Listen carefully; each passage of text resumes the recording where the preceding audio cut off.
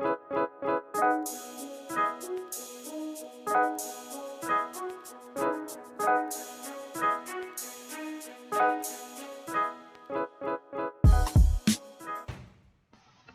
we're starting with 2 gathers in a bubble.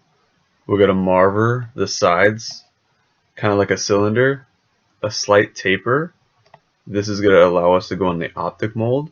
The optic mold is what gives us the ridges, so when we spin it out, we'll have a scalloped lip. What we're making is a floppy bowl with a lip wrap. After the mold, you got to get it hot, kind of marver the moil to push the glass off the pipe. Get another heat, go back to your bench. You got to go for your jacks. Then you're going to jackline the bottom while putting air into the piece.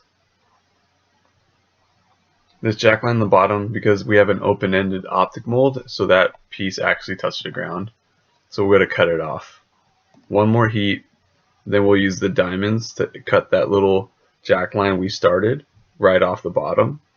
We'll end up putting a little bit more air in there so it blows up a little bit more round, and we can start the jackline. This is also a good start for a pumpkin. So cinching the jackline in pretty tight now while blowing simultaneously to fill this bowl up.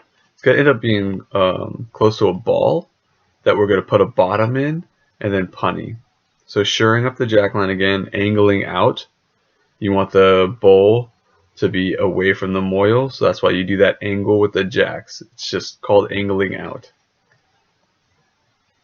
Going over your jackline one more time, and then I'm going to use the back of the jacks to start flattening the bottom while we're filling it up with more air.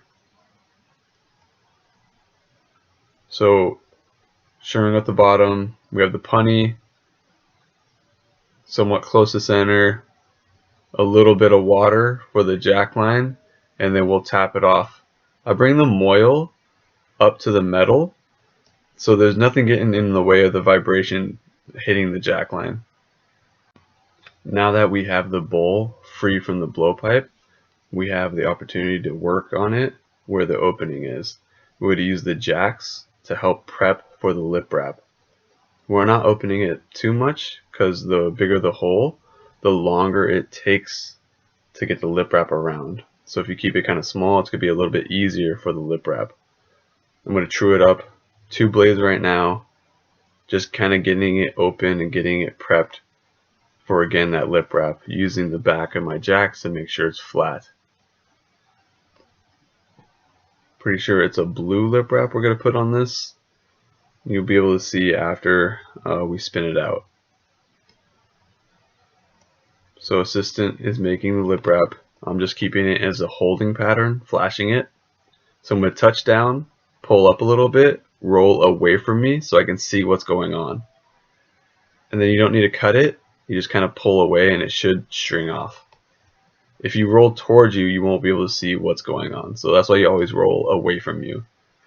I'm going to use my jacks, 2 blades, kind of open my jacks pretty quick and up. Using the back of the jacks to true it up, just like I did without the lip wrap was on. So the faster you go when you have ridges, the longer the ridges stay. So that's why I'm kind of moving quick. Alright, heating up just the front half.